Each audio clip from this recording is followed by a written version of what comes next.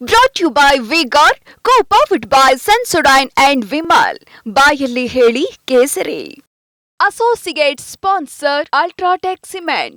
Co-sponsored by Saptagiri NPS University. Narendra Modi ಪ್ರಮಾಣ ವಚನಕ್ಕೆ count down start ಆಗಿದೆ. ರಾಜ್ಯದ 4ವರಿಗೆ ಕೇಂದ್ರದಲ್ಲಿ ಮಂತ್ರಿ ಪಟ್ಟ fix.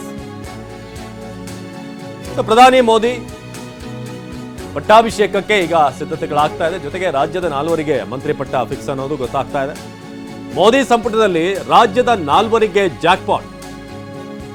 H D Kumaraswamy, Pralhad Joshi, Shobha Karandlaje, V Somanna. ಸಂಜೆ ಪ್ರಮಾಣ ವಚನ ಸ್ವೀಕರಿಸಲಿರುವಂತಹ 4ವರು ಟಿವಿ9ಗೆ ಉನ್ನತ ಮೂಲಗಳಿಂದ ಲಭ್ಯವಾಗ್ತಿರುವಂತಹ ಮಾಹಿತಿ. ರಾಜ್ಯದ 4ವರಿಗೆ ಕ್ಯಾಬಿನೆಟ್ ಟಿಕೆಟ್ ಸಿಗುತ್ತೆ ಅನ್ನೋದು.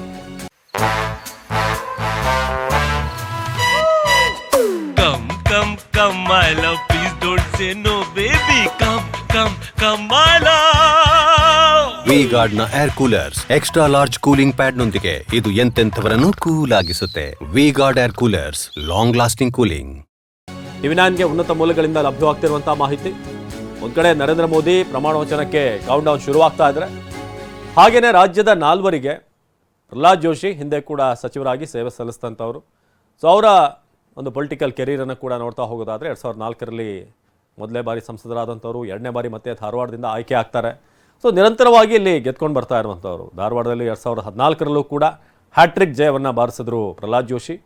2019 ಹಾಗೆಯೇ ಈ ಬಾರಿ 2024 ಸತತ 5 ಬಾರಿ ಧಾರವಾಡವನ್ನು ಪ್ರತಿನಿಧಿಸ್ತಿರುವಂಥದ್ದು. ಕೇಂದ್ರ ಸಂಸದೀಯ ವ್ಯವಹಾರ ಸಚಿವರಾಗಿ ಕೂಡ ಸೇವೆ ಸಲ್ಲಿಸಿರುವಂಥ ಅನುಭವ ಇದೆ. ಕಲ್ಲಿದ್ದಲು ಗಣಿ ಖಾತೆ ಸಚಿವರಾಗಿ ಕೂಡ ಪ್ರಹ್ಲಾದ್ ಜೋಶಿ ಕಾರ್ಯನಿರ್ವಹಿಸಿದ್ದಾರೆ. ಸೊ ಈ ಬಾರಿ 5ನೇ ಗೆಲುವು. ಸತತವಾಗಿ ಜನ ಅವರಿಗೆ ಆಶೀರ್ವಾದ ಮಾಡಿದ್ದಾರೆ. ಎಚ್ ಡಿ ಕುಮಾರಸ್ವಾಮಿ ಮಂಡ್ಯ 1996 ಕನಕಪುರದಿಂದ ಮೊದಲ ಬಾರಿಗೆ ಲೋಕಸಭೆಗೆ, ಅದಾದ ನಂತರ ಸಾತ್ನೂರು ವಿಧಾನಸಭೆಯಲ್ಲಿ ಡಿ ಕೆ ವಿರುದ್ಧ ಸೋಲನ್ನು ಕಾಣಬೇಕಾಗುತ್ತೆ 1999ರಲ್ಲಿ. ಹಾಗೆಯೇ ಲೋಕಸಭಾ ಚುನಾವಣೆಯಲ್ಲಿ ಕೂಡ ಕನಕಪುರದಲ್ಲಿ ಸೋಲನ್ನು ಕಾಣ್ತಾರೆ. ಸೊ ರಾಮನಗರದಿಂದ ಮೊದಲ ಬಾರಿಗೆ ವಿಧಾನಸಭೆಗೆ ಆಯ್ಕೆಯಾಗೋದು 2004ರಲ್ಲಿ ಎಚ್ ಡಿ ಕುಮಾರಸ್ವಾಮಿ. ಹಾಗೆ ರಾಮನಗರ ಕ್ಷೇತ್ರದಿಂದ ನಿರಂತರವಾಗಿ 4 ಬಾರಿ ಗೆಲುವನ್ನು ಸಾಧಿಸ್ತಾ ಬಂದರು. ಸೊ ಬಿಜೆಪಿ ಜೆಡಿಎಸ್ ಸಮ್ಮಿಶ್ರ ಸರ್ಕಾರದಲ್ಲಿ ಮೊದಲ ಬಾರಿಗೆ 2006ರಲ್ಲಿ CM ಕುರ್ಚಿಯನ್ನು ಅಲಂಕರಿಸಿದರು. ಬೆಂಗಳೂರು ಗ್ರಾಮಾಂತರ ಲೋಕಸಭಾ ಕ್ಷೇತ್ರದಿಂದ ಗೆದ್ದಿದ್ದಾರೆ 2009ರಲ್ಲಿ. ಸೊ ರಾಮನಗರ, ಚನ್ನಪಟ್ಟಣ ಕ್ಷೇತ್ರ 2 ಕ್ಷೇತ್ರಗಳಲ್ಲೂ ಕೂಡ ಗೆದ್ದಂಥದ್ದಾಯಿತು. ಅದಾದಮೇಲೆ ಬೈ ಎಲೆಕ್ಷನ್ನಲ್ಲಿ ಅನಿತಾ ಅವರಲ್ಲಿ ಸ್ಪರ್ಧೆ ಮಾಡಿ ಅಲ್ಲಿ ಗೆದ್ದರು. ಹಾಗೆಯೇ ಕಾಂಗ್ರೆಸ್ JDS ಮೈತ್ರಿಯಲ್ಲಿ ಮತ್ತೊಮ್ಮೆ CM ಆದರು. 2023 ಮತ್ತೆ ಚನ್ನಪಟ್ಟಣ ಕ್ಷೇತ್ರದಿಂದ ಶಾಸಕರಾಗಿ ಆಯ್ಕೆಯಾಗಿ 2024 ಈ ಬಾರಿ ಮಂಡ್ಯದಿಂದ ಲೋಕಸಭಾ ಕ್ಷೇತ್ರದಿಂದ ಎಚ್ ಡಿ ಕುಮಾರಸ್ವಾಮಿ ಗೆದ್ದಿರುವಂಥದ್ದು. ಇನ್ನು ಈ ಬಾರಿಯ ಅಚ್ಚರಿಯ ಎಂಟ್ರಿ ಅಂತ ಅಂದರೆ ಅದು ವಿ ಸೋಮಣ್ಣ ತುಮಕೂರು ಕ್ಷೇತ್ರದಿಂದ ಗೆಲುವನ್ನು ಸಾಧಿಸಿದಂಥವ್ರು. ರಾಜಕೀಯವಾಗಿ ಅವರ ಅನುಭವದ ಬಗ್ಗೆ ಮಾತನಾಡೋ ಹಾಗಿಲ್ಲ, ಒಬ್ಬ ಸೀನಿಯರ್ ಲೀಡರ್ ಅವರು. ಆದರೆ ಈ ಬಾರಿ ಅವರು ಕ್ಯಾಬಿನೆಟ್ ಎಂಟ್ರಿ ಆಗ್ತಾರಾ ಅನ್ನೋ ಬಗ್ಗೆ ಹೆಚ್ಚು ಚರ್ಚೆ ಆಗಿರಲಿಲ್ಲ. ಜವಾಬ್ದಾರಿ ಕರ್ತವ್ಯ ನಿರ್ವಹಿಸುವಂತೆ ಸೂಚನೆ ನೀಡಿದ್ದಾರೆ ಸೋಮಣ್ಣ ಅವರ ಮಾತುಗಳು. ಎಲ್ಲರೂ ಹೇಗೆ ನಡೆದುಕೊಳ್ಬೇಕು ಅಂತ ಮೋದಿ ಹೇಳಿದ್ದಾರೆ. ಹೇಗೆ ಜವಾಬ್ದಾರಿಯನ್ನು ಕರ್ತವ್ಯವನ್ನು ನಿಭಾಯಿಸಬೇಕು, ಪಕ್ಷ ಅವಕಾಶ ನೀಡಿದೆ, ಪಕ್ಷ ಹೇಳಿದಂತೆ ನಡೆದುಕೊಂಡಿದ್ದಾನೆ ಅಂತ ಸೋಮಣ್ಣ ಹೇಳಿದ್ದಾರೆ. ನಮ್ಮ ದೆಹಲಿಯ ಪ್ರತಿನಿಧಿ ಹರೀಶ್ ಸೋಮಣ್ಣ ಅವ್ರನ್ನ ಮಾತನಾಡಿಸಿದ್ದಾರೆ, ಬನ್ನಿ ನೋಡೋಣ. ಸೋಮಣ್ಣ ಅವರಿಗೆ ಮಂತ್ರಿ ಸ್ಥಾನ ಫಿಕ್ಸ್ ಆಗ್ತಿದೆ. ನಮ್ಮ ಜೊತೆ ಮಾತಾಡ್ತಿದ್ರೆ ಸರ್, ಪ್ರಧಾನಿ ನಿವಾಸಕ್ಕೆ ಹೋಗಿದ್ರಿ, ಏನು ಹೇಳಿದ್ರು ಸರ್? ಜವಾಬ್ದಾರಿ ಯಾವ ರೀತಿ ಅನ್ನೋದನ್ನು ಒಂದು ಸೂಚನೆ ಕೊಟ್ಟರು, ಸಂದೇಶ ಕೊಟ್ಟರು. ನಿಮ್ಮ ಕರ್ತವ್ಯ ಹೆಂಗಿರಬೇಕು ಅನ್ನೋದನ್ನು ಹೇಳಿದರು. ಸುಮಾರು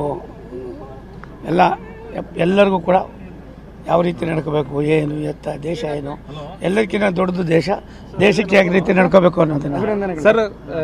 ಎಲ್ಲ ಒಂದು ಕಡೆ ಕಳೆದ ವಿಧಾನಸಭೆ ಚುನಾವಣೆಯಲ್ಲಿ ಸೋತಾಗ ಸೋಮಣ್ಣ ಅವರ ಅಧ್ಯಾಯ ಮುಗಿದೋಯ್ತು ಅನ್ನುವಂಥ ನಿಟ್ಟಿನಲ್ಲಿ ಚರ್ಚೆ ಮಾಡ್ತಿದ್ರು. ಈಗ ಮತ್ತೊಮ್ಮೆ ಪುನರ್ಜನ್ಮ ಅನ್ನುವಂಥ ನಿಟ್ಟಿನಲ್ಲಿ ಪಕ್ಷ ಅವಕಾಶ ಕೊಟ್ಟಿದೆ.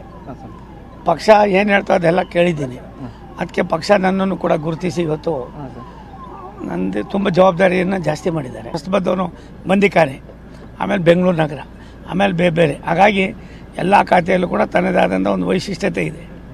ಅದನ್ನು ನಾವು ಯಾವ ರೀತಿ ಮಾಡಬೇಕು ಅನ್ನೋದು ನಮಗೆ ಬಿಟ್ಟಿದ್ದು. ಬಟ್ ಆ ಥರ ನನಗೆ ಯಾವುದು ಡಿಮ್ಯಾಂಡ್ ಅವಕಾಶ ಸಿಕ್ಕಿದ್ರ ಬಗ್ಗೆ ನೀವೇನು ಹೇಳ್ತೀರಿ ಸರ್? ಏನಿಲ್ಲ, ಯಾವುದೋ ನಮ್ಮ ಪೂರ್ವಜರಲ್ಲಿ ಒಂದು ಪುಣ್ಯ, ನಮ್ಮ ತಂದೆ ತಾಯಿ ಆಶೀರ್ವಾದ. ಸೋಮಣ್ಣ ಅವರಿಗೆ ನಮ್ಮ ದೆಹಲಿಯ ಪ್ರತಿನಿಧಿ ಹರೀಶ್ ಈಗ ನೇರ ಸಂಪರ್ಕದಲ್ಲಿ ಜಾಯ್ನ್ ಆಗಿದ್ದಾರೆ. ಹರೀಶ್, ಈಗ ಕರ್ನಾಟಕದ 4ವರಿಗೆ ನಿರ್ಮಲಾ ಅವರು ಕೂಡ ಸೇರಿದ ಹಾಗೆ 5 ಮಂದಿ ಟೋಟಲ್. ಇನ್ನೊಂದು ಕಡೆ ಸೋಮಣ್ಣ ಅವರ ಕಂಬ್ಯಾಕ್ ಇದು ಅಂತ ಹೇಳಬೇಕು. ಕಳೆದ ವಿಧಾನಸಭಾ ಚುನಾವಣೆಯಲ್ಲಿ 2 ಕಡೆ ಸೋಲು, ಅದಾದ್ಮೇಲೆ ವಾಟ್ ನೆಕ್ಸ್ಟ್ ಅನ್ನೋ ಪ್ರಶ್ನೆ ಇತ್ತು. ಈಗ ಸೋಮಣ್ಣ ಮಂತ್ರಿ ಆಗ್ತಾ ಇರುವಂಥದ್ದು ಕೂಡ ಒಂದು ದೊಡ್ಡ ಕಂಬ್ಯಾಕ್ ಇದು.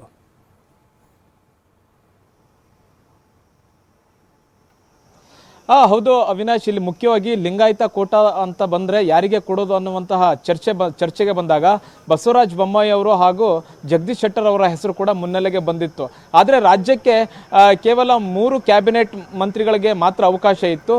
ಒಂದು ನಿರ್ಮಲಾ ಸೀತಾರಾಮನ್ ಅವರು, ಇನ್ನೊಂದು ಪ್ರಹ್ಲಾದ್ ಜೋಶಿ ಅವರು, ಅದ್ರ ಜೊತೆಗೆ HD ಕುಮಾರಸ್ವಾಮಿ ಅವರು. ಇವರಿಗೆ ಕ್ಯಾಬಿನೆಟ್ ಖಾತೆಯನ್ನು ಕೊಡಲೇಬೇಕಾದಂಥ ಅನಿವಾರ್ಯತೆ ಇತ್ತು. ಈಗ ಲಿಂಗಾಯತ ನಾಯಕರಿಗೆ ಕೊಡಬೇಕು ಅಂತಂದರೆ ಇಬ್ಬರು ಮಾಜಿ ಮುಖ್ಯಮಂತ್ರಿಗಳಿದ್ರು, ಜಗದೀಶ್ ಶೆಟ್ಟರ್ ಹಾಗೂ ಬೊಮ್ಮಾಯಿ ಅವರಿಗೆ ರಾಜ್ಯ ಖಾತೆಯನ್ನು ಕೊಡೋದಕ್ಕೆ ಬರೋದಿಲ್ಲ. ಅಂದರೆ ಮುಖ್ಯಮಂತ್ರಿ ಆಗಿದ್ದಂಥವ್ರಿಗೆ ರಾಜ್ಯ ಖಾತೆಯನ್ನು ಕೊಡೋದು ಎಷ್ಟು ಸರಿ ಅನ್ನುವಂತಹ ಚರ್ಚೆಗೆ ಬಂದಾಗ, ಹಾಗಿದ್ದಾಗ ಯಾರಿಗೆ ಕೊಡ್ಬೋದು ಲಿಂಗಾಯತ ನಾಯಕರಲ್ಲಿ ಅಂತ ಬಂದಾಗ ಸೋಮಣ್ಣ ಅವರ ಹೆಸರು ಮುನ್ನೆಲೆಗೆ ಬಂತು. ಸೋಮಣ್ಣ ಅವರು ಕೂಡ ಸಾಕಷ್ಟು ಪ್ರಯತ್ನವನ್ನು ಮಾಡಿದರು. ಸಚಿವ ಸ್ಥಾನ ಬೇಕು ಅನ್ನುವಂಥ ನಿಟ್ಟಿನಲ್ಲಿ ಯಡಿಯೂರಪ್ಪ ಅವ್ರನ್ನ ಕೂಡ ಮನವೊಲಿಸುವಂಥ ಪ್ರಯತ್ನ ಮಾಡಿದರು. ಜೊತೆಗೆ ದೇವೇಗೌಡರು ಅವ್ರನ್ನ ಕೂಡ ಮನವೊಲಿಸುವಂಥ ಪ್ರಯತ್ನ ಮಾಡಿದರು. ಜೊತೆಗೆ ಎಲ್ಲದಕ್ಕಿಂತ ಮುಖ್ಯವಾಗಿ ಹೈಕಮಾಂಡ್ ನಾಯಕರನ್ನ ಮನವೊಲಿಸಿ ಈಗ ಮಂತ್ರಿ ಸ್ಥಾನವನ್ನು ಗಿಟ್ಟಿಸಿಕೊಂಡಿದ್ದಾರೆ. ಅವರು ಕೂಡ ಪ್ರಧಾನಿ ನರೇಂದ್ರ ಮೋದಿ ಅವರ ನಿವಾಸಕ್ಕೆ ಚಾಕೂಟಕ್ಕೆ ತೆರಳಿದ್ರು. ಅಲ್ಲಿ ಪ್ರಧಾನಿ ನರೇಂದ್ರ ಮೋದಿ ಅವರು ಕೊಟ್ಟಿರ್ತಕ್ಕಂತಹ ಸಲಹೆಗಳನ್ನು ಕೇಳ್ಕೊಂಡು ಬಂದರು. ನಮ್ಮ TV9 ಜೊತೆ ಕೂಡ ಅವರು ಎಕ್ಸ್ಕ್ಲೂಸಿವ್ ಆಗಿ ಮಾತನಾಡಿದರು. ಅಂದರೆ ಎಲ್ಲ ಒಂದು ಕಡೆ ರಾಜಕೀಯ ಅಧ್ಯಾಯ ಮುಗಿದು ಹೋಯಿತು ಅನ್ನುವಂಥ ಸಂದರ್ಭದಲ್ಲಿ, ಯಾಕೆಂದರೆ ವರುಣ ಮತ್ತು ಚಾಮರಾಜನಗರ 2 ವಿಧಾನಸಭಾ ಕ್ಷೇತ್ರಗಳಲ್ಲಿ ಸ್ಪರ್ಧೆ ಮಾಡಿ ಸೋಲನ್ನು ಅನುಭವಿಸಿದ್ರು. ಮತ್ತೆ ಪಕ್ಷದಲ್ಲೂ ಕೂಡ ಅವರು ಪಕ್ಷ ಬಿಟ್ಟು ಹೋಗ್ತಾರೆ, ಕಾಂಗ್ರೆಸ್ಗೆ ಸೇರ್ಪಡೆ ಆಗ್ತಾರೆ ಅನ್ನುವಂತಹ ಚರ್ಚೆ ಇತ್ತು.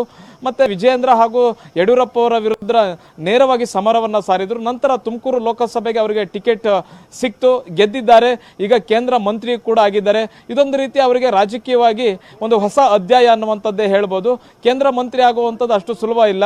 ಗದ್ದಿಗೌಡರು ಕೂಡ 5-6 ಬಾರಿ ಸಂಸದರಾಗಿದ್ರು ಕೂಡ ಅವರಿಗೆಲ್ಲೋ ಈ ಬಾರಿ ಸಿಗುತ್ತೆ ಅನ್ನುವಂಥ ನಿಟ್ಟಿನಲ್ಲಿ ಹೇಳಲಾಗ್ತಿತ್ತು ಮಂತ್ರಿ ಸ್ಥಾನ. ಆದರೆ ಅವರಿಗೂ ಕೂಡ ಸಿಕ್ಕಿಲ್ಲ. ಆದರೆ ಸೋಮಣ್ಣ ಅವರಿಗೆ ಒಂದು ಅವಕಾಶ ಸಿಕ್ಕಿದೆ.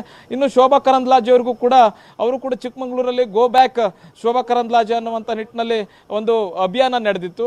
ಆದರೆ ಅವರಿಗೆ ಉತ್ತರದಿಂದ ಕಂಟೆಸ್ಟ್ ಮಾಡಲಿಕ್ಕೆ, ಬೆಂಗಳೂರು ಉತ್ತರದಿಂದ ಕಂಟೆಸ್ಟ್ ಮಾಡಲಿಕ್ಕೆ ಅವಕಾಶ ಸಿಕ್ತು. ಅದು ಅವರಿಗೆ ಇನ್ನೊಂದು ರೀತಿಯ ವರ ಅನ್ನುವಂಥ ನಿಟ್ಟಿನಲ್ಲಿ ಹೇಳ್ಬೋದು. ಮತ್ತು ಕೇಂದ್ರ ನಾಯಕರು ಇವ್ರ ಮೇಲೆ ವಿಶ್ವಾಸವನ್ನು ಇಟ್ಟಿದ್ರು. ಕಳೆದ ಬಾರಿ ಕೇಂದ್ರದ ಕೃಷಿ ಖಾತೆ ರಾಜ್ಯ ಸಚಿವರಾಗಿ ಉತ್ತಮವಾಗಿ ಕೆಲಸವನ್ನು ನಿರ್ವಹಿಸಿದ್ರು. ಮತ್ತು ಪಕ್ಷ ಕೊಟ್ಟಂಥ ಕೆಲಸವನ್ನು ಕೂಡ ಸಮರ್ಥವಾಗಿ ನಿರ್ವಹಿಸಿದ್ರು.